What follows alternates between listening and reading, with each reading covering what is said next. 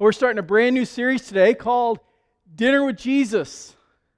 You know, we'll all eat about 1,000 meals this year. About 1,000 meals. And we'll eat because we like food. And we're hungry. Some people eat for fuel. They just see food as fuel. I see food as fun. You know? Maybe during this whole COVID thing, you've been like me, you know, you pass the refrigerator and you just can't quite get past it. And then there's the cupboard. And remember we got all the stuff early when the grocery stores were shutting? We thought they were going to, limited supplies and everything. So we got all that fun stuff. It was all, we had 3 months worth. It's gone within 2 weeks. We have a lot of dried kale and beans and stuff like that left over still, we still haven't eaten. But some people eat because they're bored. That's what a lot of us have done. Or you eat because you're sad. And then you get on the scale. And you're more sad. And then you go back to eat more. And it's that endless cycle. Food is important around the world. It's what we all have in common. It was important to Jesus as well. Jesus was raised in the Middle East in a culture that is known for its incredible hospitality. I've been invited to homes all over the world. I used to direct an international relief organization and short-term missions organization, so I traveled a lot. And I've been in homes in the Middle East and experienced this incredible hospitality in Africa and in Eastern Europe and Russia and China and Australia and Central and South America. And one thing I found, it's interesting, outside of the U.S. and Western Europe, the whole rest of the world has this incredible value on sharing a meal and the importance of it. We tend to do it more for the food. We call ourselves foodies. Why? Because we idolize food. And we get together, it's about the food, and most of the world would never think that way. For them, it's always about the people.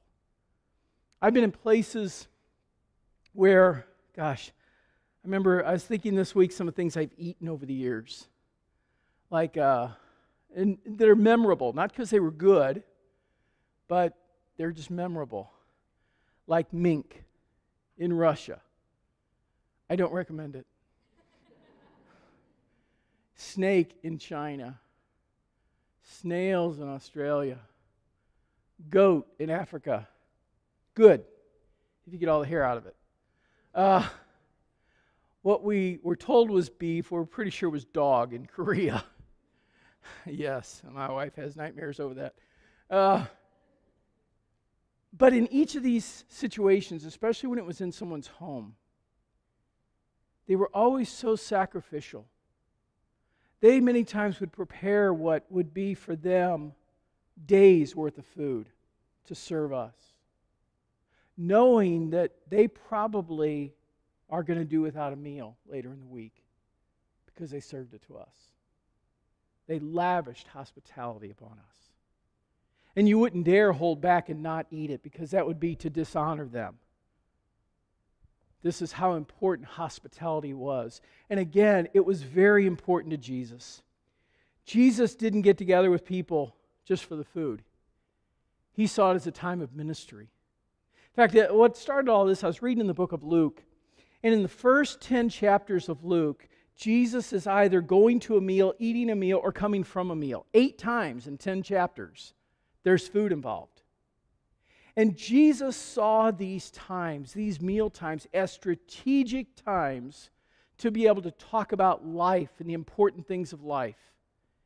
And I believe that where we are today in our world, with the isolation that we all are experiencing in our homes, the inability to connect with one another, I believe that is going to be the longest negative impact from this whole COVID pandemic.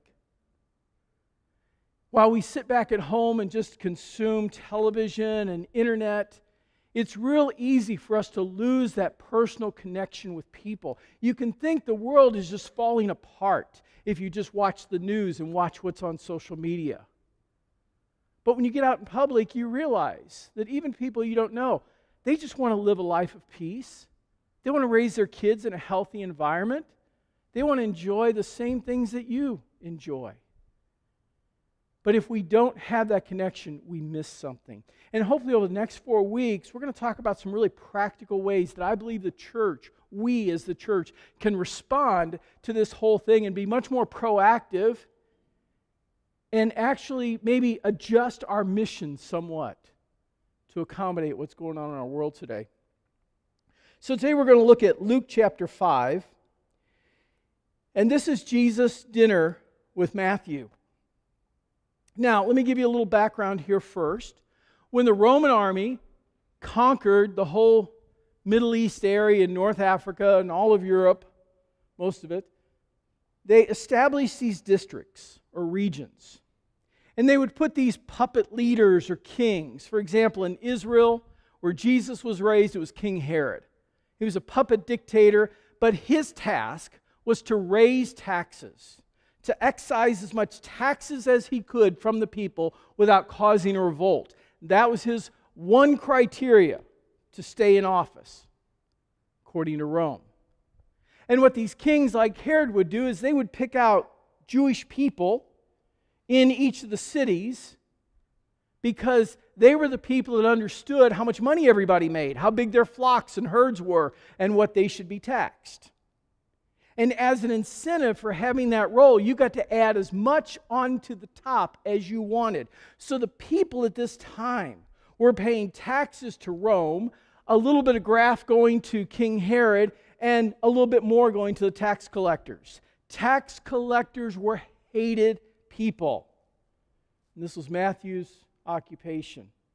We've talked about this before, but tax collectors were so hated that they were not even considered good enough by character to give testimony in a courtroom. They were considered unable to tell the truth. They could witness a murder, and yet they couldn't be trusted in a courtroom. It'd be thrown out because they were a tax collector. And what's worse is they had been deemed by the local religious leaders and the laws as sinners. Now, to be deemed as a sinner in a Jewish culture meant you could not go to the temple to worship. That means you were excluded from God, excluded from His forgiveness, and excluded as part of the community. So they were really a people out there on an island, these tax collectors. Why would they do it? Because there's money in it. Why do people take horrible jobs and deal drugs and things like that? Because there's money in it. And sometimes making that money is more important than anything. Luke 5, verse 27. As Jesus left the town, he saw a tax collector named Levi sitting at his tax collector's booth. "Follow me and be my disciple," Jesus said to him. So Levi was his Hebrew name, Matthew is his Greek name. So Levi got up, left everything, and followed him.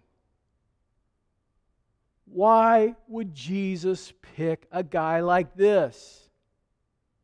I'm sure the other disciples were going, "You've got to be kidding. A tax collector? A sinner? Jesus, you're a young, up-and-coming rabbi. You are becoming popular. The worst thing you can do is pick the worst person in town and say, 'Come follow me.' Don't you realize that everybody's going to judge us by him?" And I'm sure there were some conversations behind the scenes like that.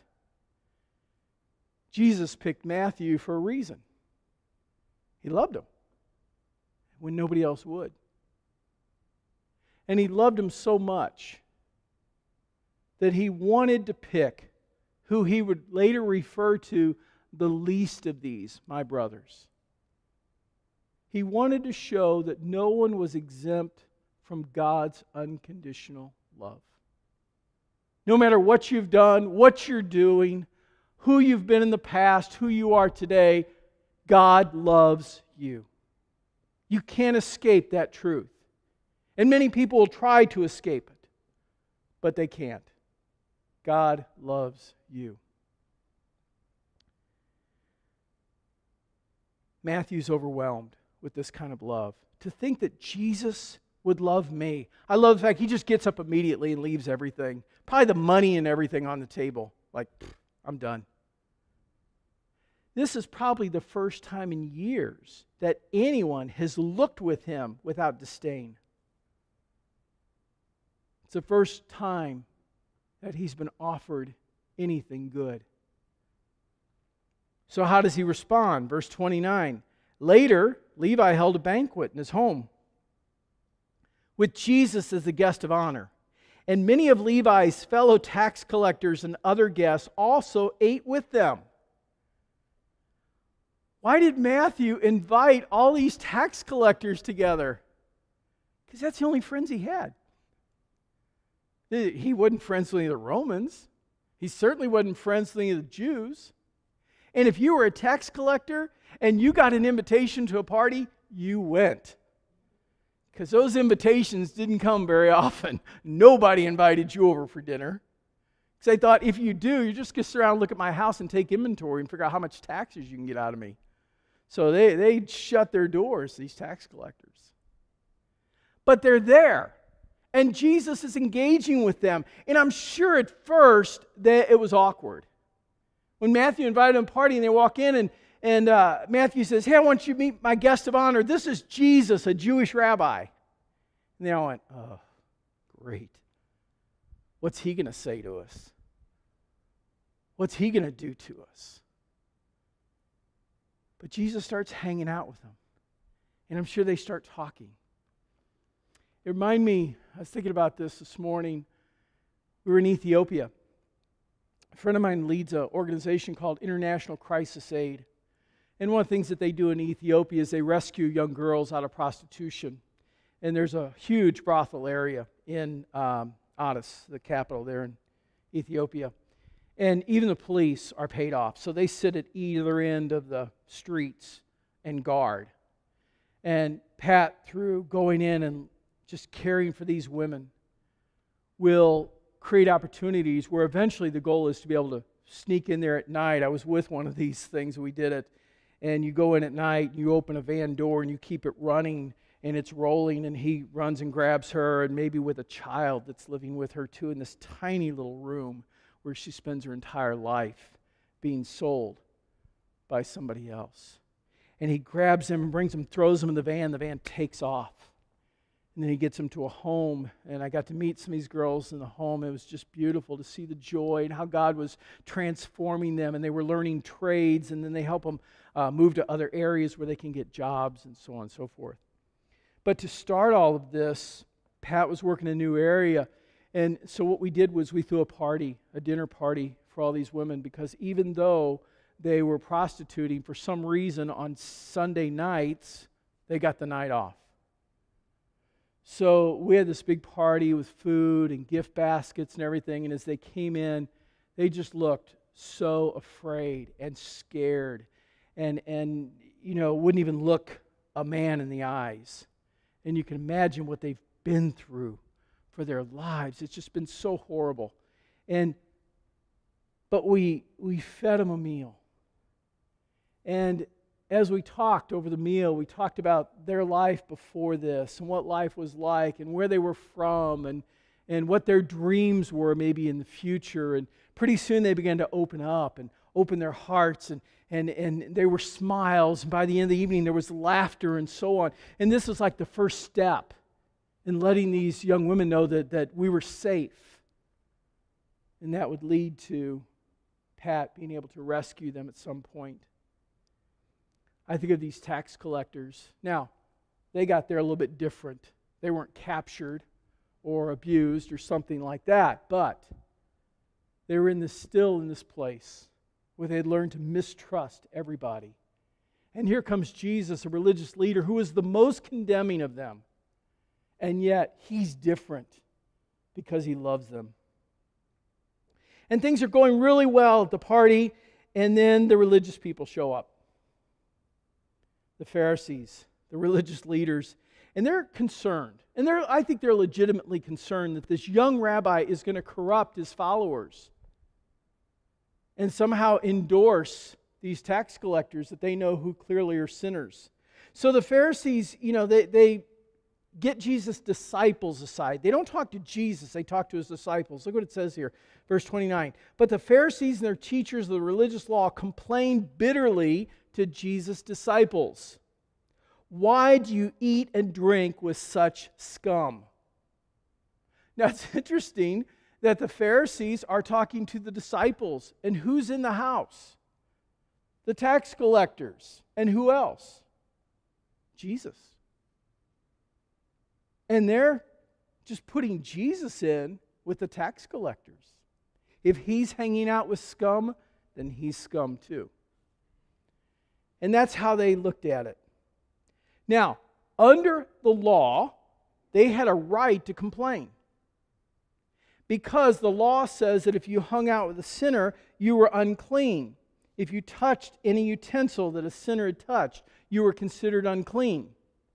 Because they're laws. What they had done is over the years, they had taken the Mosaic laws that Moses gave them in Exodus and Leviticus, and they had added to them. Because they thought if we could just get a little holier, maybe that would bring the Messiah back. So they started adding all of these laws all the way up to declaring certain people to be sinners.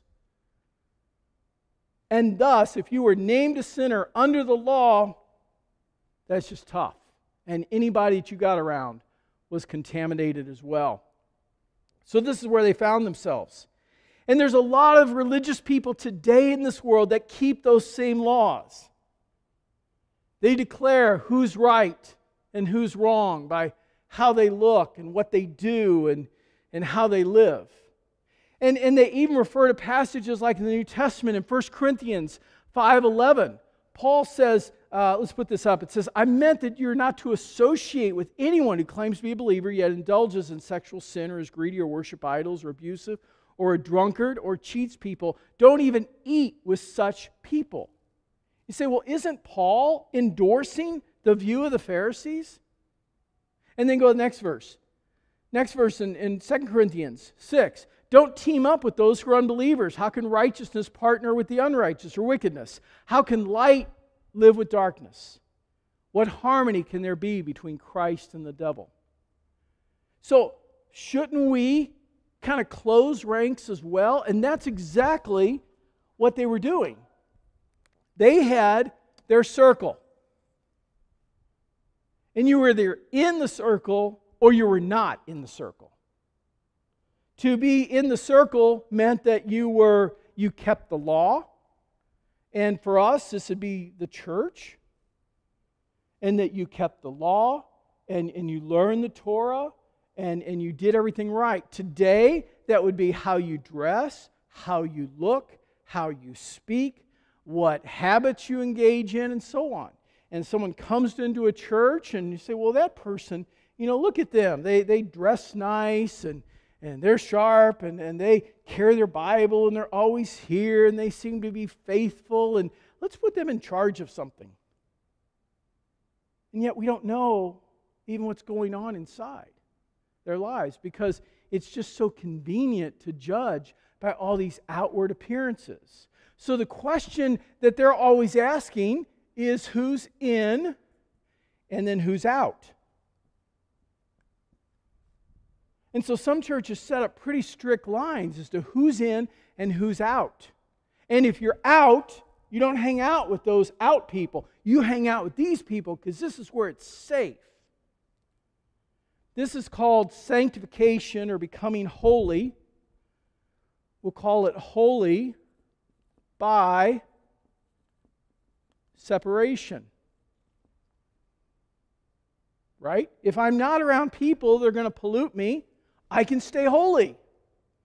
I can be a good Christian. See? And that's what the Pharisees believed. Now, let's go back to these verses by Paul. The first one, 1 Corinthians 5. When Paul says don't eat with people, he is describing people that are part of the church. They've come into a relationship with God. They've been included in the fellowship, but something has happened inside of them that has turned them against God. And now they are giving themselves to sinful practices that they clearly know are wrong, and they don't care. You go to and talk to them about that and say, look, you can't be in this relationship this way. Outside of marriage, you just can't do this. This isn't a right thing. It's going to hurt you, hurt the person. It's going to hurt the church. But they don't care. And a person like that, Paul says the best thing you can do is maybe separate them from the body of Christ to show them what they need and what they're missing. It's redemptive. And then when Paul says in 2 Corinthians 6 about partnerships, he's talking about business. Don't go into business. Don't be in covenant or relationship in such as a marriage relationship and so on. Don't enter into a business covenant or a marriage covenant or something like that with somebody who's not a believer because you're going in different directions. And their goals are going to be different than your goals.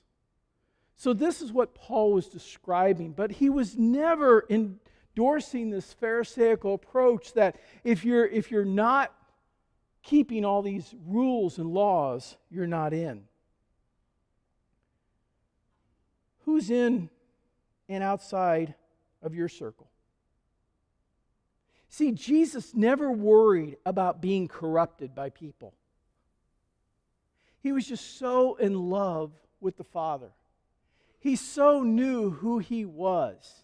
He was so captivated by His life with God that to Him, being around people was just an opportunity to influence them. He never worried about them having influence on Him. His holiness was more influential than their sin upon Him. And maybe this is the key to a holy life. It's not what or whom we should avoid, but it's who we embrace. So what happens for a lot of churches is they start adding rules. And as society gets worse, and as they feel more pressure, then they start making more rules. That's what the Pharisees were doing. So now it's not enough that you just come to church and you love God. Now it's like, well, what are your political convictions? What do you think about this social issue? You know? And if it doesn't agree with us, then whoop, you're outside the circle. And the walls get thicker, and the barriers to come in get higher, and they become more inward until eventually it just dies. This is never God's intention for the church. In fact, instead of salvation or holiness by separation, Jesus would say it's by integration. I integrate God into my life to such a degree that wherever I go, He's with me. That I bring as that carrier of the presence of God. I carry that into every situation. I bring His influence. I bring His peace. As a chaplain, when I come onto a scene where somebody's in a crisis, I bring the presence of God with me. So I expect that there's going to be peace because I'm there. Not because of me, but because of the presence of God in me. That good is going to come out of this. That I can help those people. Not, again, because I've learned anything, but because Jesus is with me. See, I believe that Jesus would spend most of His time out here. Remember He talked about that? About leaving the 99 and going after the one? Jesus would hang outside the circle more than He would be in the circle. Look what He says in Luke 5:31. Jesus answered them, "Healthy people don't need a doctor. Sick people do. I've not come to call those who think they are righteous, but those who know they're sinners and need to repent." Look at the wording there. I think it's really interesting. I haven't come to call those who think they're righteous, but those who know they're sinners. You know, it's funny, I can be around Christians very long, and somebody, says, "Oh, I'm a Christian." And when I was a campus pastor years ago, I used to have that a lot. Kids just, they don't want to talk to you. Go, "I'm a Christian already." "Really? Tell me about that." "Oh, well, I went to church, was catechized growing up and, had my communion and so on, so I'm good.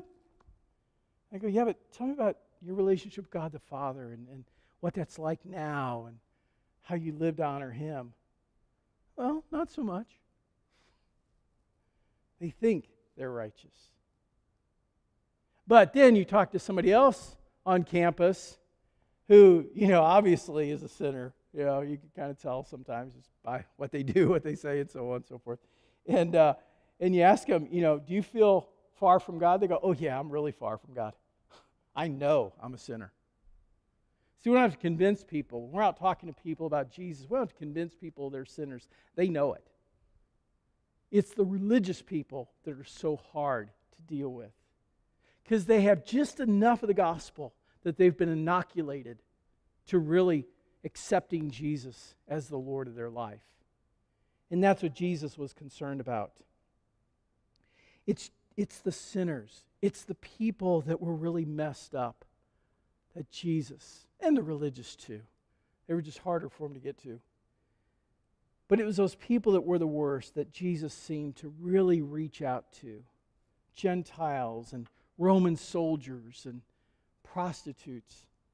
These were the people that Jesus went out of his way to go to show love. So let's bring this forward.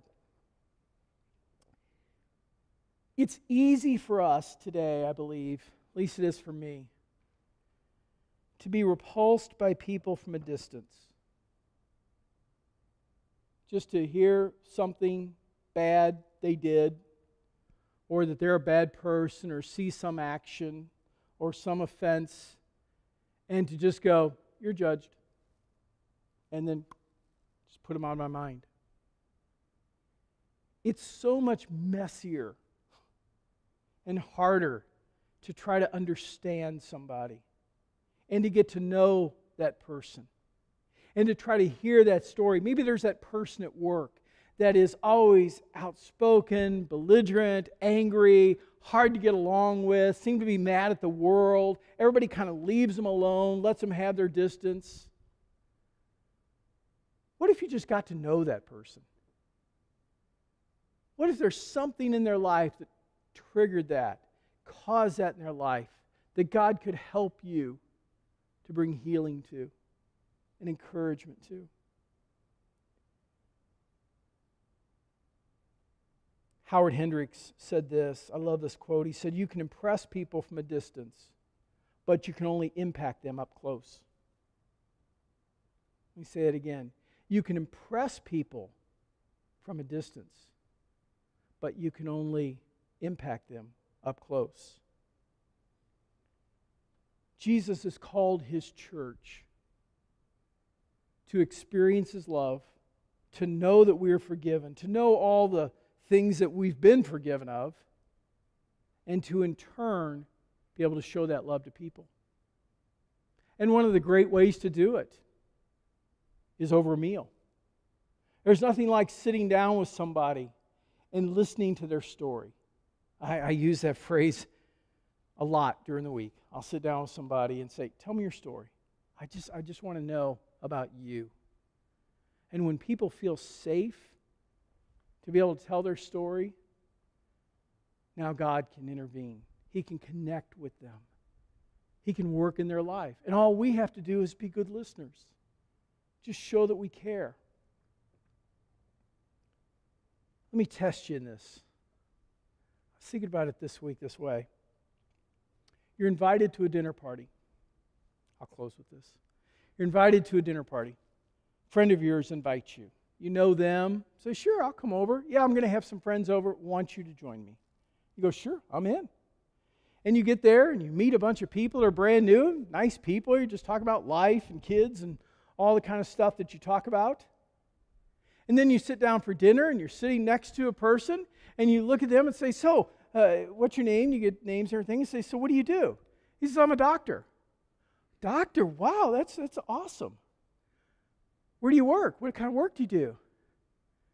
He says, I work at a women's health clinic. Women's health clinic, huh? Do you perform abortions? Yeah, I do. talk to the other person on the other side of you, and you say, so what do you do? I'm a nurse. Where do you work? At the same clinic as him. And you suddenly, the food doesn't taste quite as good. You're thinking of ways to escape. Those things of flight or fight come up. What are you going to do in that moment? How are you going to respond to those people? That's the tax collectors that Jesus was with. Now, the Pharisees, the religious people, like a lot of religious people would do today, condemn them, send them all to hell. That's easiest, that's convenient. But Jesus got to know them. What if you talk to that doctor and he says, you know, it's interesting, I've really been reevaluating my life and I realize that I've made some wrong decisions. And that maybe what I've done in the name of helping people has really hurt them. And I'm exploring this whole thing of faith. Is your perspective going to change? Sure it is. Now you're thinking, this guy's a trophy. I mean, if this guy comes to Christ, think of the impact that could have. It's all in a matter of getting to know people, to hear their story. And as I was contemplating this story this week, I had this thought. I know my first reaction would be to condemn him and ignore him. And then as I was sitting in that and just letting myself kind of be in that moment, I sensed God say to me, and Tony, you're condemning him for killing life before it can be born. Aren't you doing the same thing? You're aborting him before he can be spiritually reborn.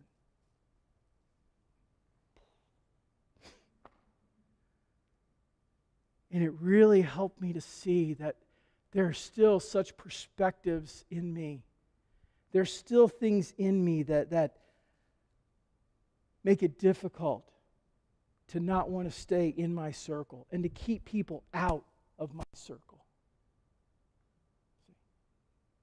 So I'm asking God, help me.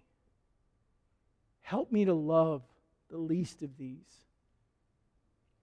And it might not be somebody as dramatic as an abortion doctor, but there might be people around you that are just neighbors. Maybe they're just good people, but they're struggling. My wife, for the last 2 months, just because she decided to do it for some reason, she's working for the census. She said, it's 2 months. And for her, it's just an excuse to meet people. So funny.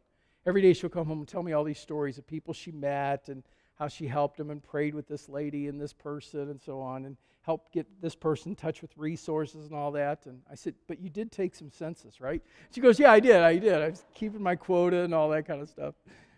And but for her, it's just been wonderful. It's just this great opportunity to go up to doors of people she doesn't know. Like she's been working the last few days over in Lyndhurst. Now, my son, who's an officer, he works Hawville. And he says, there are certain streets I want you to avoid over there, But she goes, she said one guy chased her one day on a tractor. And, he was really trying to warn her. He's on his little lawn tractor kind of following her. He's trying to warn her that there are certain areas in this trailer park where she wasn't safe. And as he got up close to her, she turned around, she was a little nervous. She goes, look, I'm just a grandma trying to help people. And he turned around. He was real nice and everything. But my point is for her, this is her means. And she said, it's amazing, Tony, how many people I go to every day that have had no human contact at all. Older people that are isolated and alone. People who have lost their jobs and can't afford to even leave their house. Moms who are stuck trying to work from home and educate their kids. It's crazy. And yet she's been able to love them in simple ways. Hospitality is such a powerful thing. And my challenge to you is during these weeks as we're talking about these dinners that Jesus had or he participated in, the impact it had on people, that we would somehow open our hearts as well. That maybe there's a neighbor that God just puts on your heart and you invite them over. We had all of our neighbors a few weeks ago and just a little barbecue outside. You had hot dogs and brats. It didn't cost much and everybody brought something. And you know, remember, you can only impact up close. You can impress from a distance.